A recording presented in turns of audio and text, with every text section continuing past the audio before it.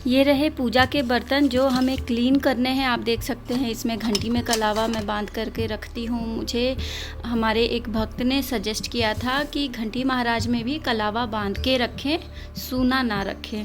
और सेम ये जो कलश हम रखते हैं गणपति भगवान के पास, इसमें भी कलावा बांध के रखना है। तो ये सारी चीज़ें हम क्लीन करेंगे। ये धूप का स्टैंड देखिए कैसा हो गया है, तो इसे भी क्लीन करना है, दिया भी क्लीन करना है। तो ये सारी चीज़ें हम क्लीन करेंगे। और सब में हम टीका भी करते हैं। ये देखिए सारे हमारे प्रभु के सेवक हैं, तो जो ये बर्तन हैं वो भी बहुत ही पूजनीय होते हैं। अब हम इन्हें क्लीन करेंगे और पूजा में यूज़ करेंगे। हरे कृष्णा, नमस्ते मेरे प्यारे दोस्तों। ग्लोसी पोर्टिगो सर्व संपूर्ण चैनल में आप सभी का फिर से हार्दिक स्वागत है। आज मैं आपको शो करने जा रही हूँ हमारी जो पूजा डेली रूटीन है उसमें से कुछ भाग। तो पहला भाग ये है जो बहुत लोग क्वेश्चन करते हैं कि डेली आप कौन कौन से भगवान को स्नान कराते हैं। तो मैं बताऊंगी नहीं, मैं शो करूंगी कि आप देख सकते हैं, आप सभी के समक्ष है कि डेली कौन से भगवान की स्नान होती है, क्या होता है। यहाँ पर मैं गौ माता को भी विराजमान कर रही हूँ, हमारे कछुआ महाराज को भी विराजमान कर रही हूँ, और ये शंख देवता को भी, इनका भी स्नान होगा साथ में। तो सभी भगवान का एक साथ स्नान हो जाता है। आप देख सकते हैं ये नवग्रह यंत्र है, शिवलिंग है, गणपति जी है, लक्ष्मी जी है, ठाकुर जी है, सरस्वती मैया है, शालिग्राम भगवान है, नंदी भगवान, सभी का स्नान कर देंगे। ये जो डेली स्नान है वो बता रही हूँ मैं अच्छे से।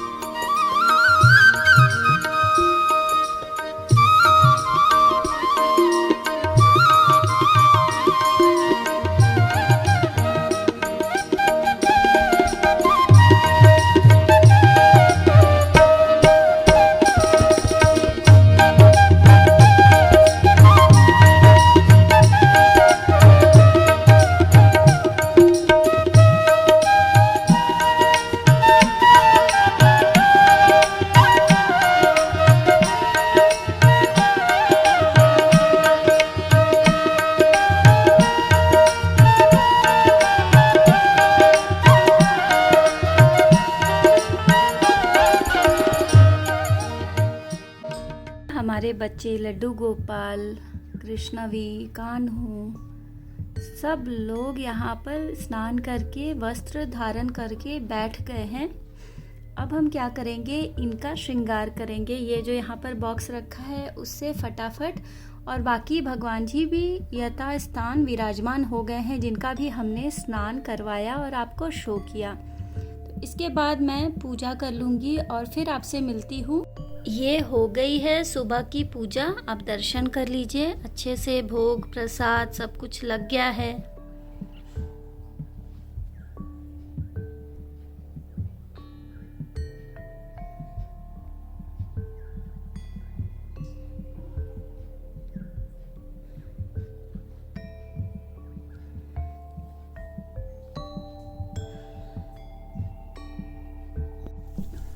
ये कुछ कर्टेंस है जो मैंने निकाले हैं बेडरूम से, देखे काफ़ी डर्टी हो गए हैं, तो इसे भी क्लीन करना है। ये एक चादर है, इसे भी क्लीन करना है।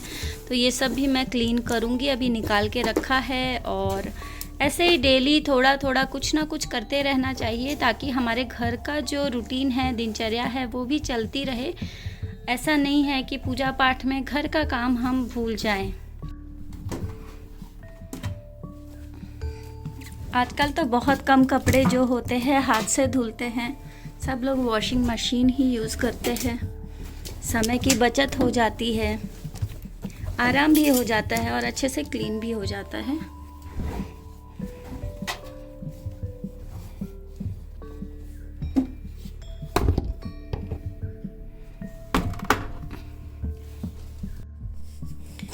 ये हम डिटर्जेंट फिल कर देते हैं इसमें। ये बहुत लोग पूछेंगे क्या है, तो ये है बॉटल ओपनर। जो केचप के बॉटल्स होते हैं या सॉस के बॉटल्स होते हैं वो ओपनर है ना, बहुत प्यारा बाइसिकल वाला।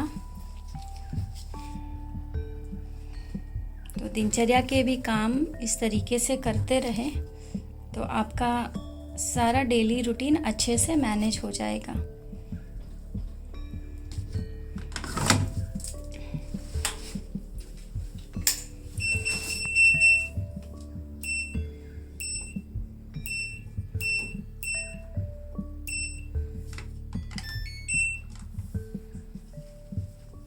और यहाँ पर मैंने किचन में एक फ़ैन लगा के रखा है, तो ये देखिए थोड़ा सा डस्ट आ गया है। मुझे आप लोग हेल्प करना, सजेस्ट करना कि इसे क्लीन करने के लिए क्या करना पड़ेगा। ऊपर बाहर तो मैंने क्लीन कर दिया, पर अंदर उतने अच्छे से क्लीन नहीं हुआ है। इसे ओपन शायद करना पड़ेगा मुझे।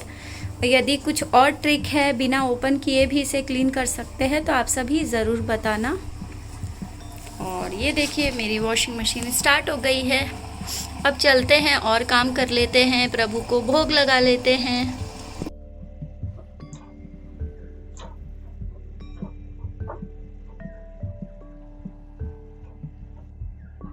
ये है बास्केट। क्या होता है, सुबह सुबह दूध आता है, वो एक ऐप के थ्रू डिलीवर करके जाते हैं, तो उसी में कुछ डेली यूज़ का सामान या कुछ ग्रॉसरी, कुछ भी ख़त्म हुआ, फ्रूट्स, वेजिटेबल्स, तो सब इस बास्केट में वो रख के चला जाता है। ये बास्केट मैं अपने मेन गेट यानी जो मेन डोर है उसके सामने रख देती हूँ, तो वो लोग डिलीवर करके जाते हैं। अब ये देखिए भगवान के घी का डब्बा ये पूरा खाली हो चुका है ऑलमोस्ट, तो इसमें हम रिफ़िल कर लेंगे भगवान का घी। इस बार हमने दूसरा घी मंगाया है। बहुत लोग पूछ रहे थे आप कौन सा घी इस्तेमाल करते हैं, तो कोई फिक्स नहीं है। पतंजलि का भी गाय का घी काफ़ी अच्छा रहता है, अमूल का भी अच्छा रहता है, यहाँ बेंगलोर में नंदिनी घी आती है, वो भी बहुत अच्छा रहता है। तो ये सारी चीज़ें आज आई हैं। ये देखिए ये है मिश्री भी ख़त्म हो गई थी। साथ में ये क्या है, ये बनानास है, और इसके साथ है ये ऑरेंजेस जो आए हैं। ऑरेंज से हमें विटामिन सी मिलता है, तो ऑरेंजेस, लेमन ये सब खाना चाहिए आपको। ये सेवैया बनाने के लिए या पायसम बनाने के लिए है, वर्मिसेली पायसम, ये भी मंगाया है। और ये है अनार। सब फ्रूट्स आते रहते हैं कभी कुछ, क्योंकि सुबह के भोग में तो ड्राई फ्रूट लगा दिया। अभी आपने मंदिर का दर्शन किया होगा, ड्राई फ्रूट भोग में लगा दिया। अब प्रभु को क्या देंगे, तो यदि कुछ नहीं बनाया तो सारे फ्रूट्स कट करके दे देंगे, कुछ बना करके दे देंगे। तो मैं क्या करती हूँ, दोपहर में जनरली फ्रूट्स दे देती हूँ, और ये हम फिल कर लेते हैं इस डब्बे में। ये है अमूल का काऊ घी। अमूल के 2 घी आते हैं, एक वाइट कलर का पैकेट आपने देखा होगा, वो काऊ घी नहीं होता है, तो उसे बिल्कुल ना लीजिए। काऊ घी जो अमूल का आता है उसमें ऐसा लिखा रहता है काऊ घी, और येलो कलर का पैकेट होता है, और घी भी येलोइश होता है। अगर घी वाइट दिखे तो वो भैंस के दूध का घी है, और घी थोड़ी सी येलोइश दिखे, पीलापन दिखे, तो वो गाय का घी जनरली होता है। ये है प्रभु का भोग, यहाँ पर लगा दिया है। प्रभु से हम प्रार्थना करेंगे कि वो भोग ग्रहण करें। अब आप में से कुछ लोग बोलेंगे कि ये जो ऑरेंजेस है आपने छील के क्यों नहीं रखे, छील के रखना चाहिए, इसे भी छील के रखना चाहिए, हमारे बालक स्वरूप प्रभु कैसे ग्रहण करेंगे।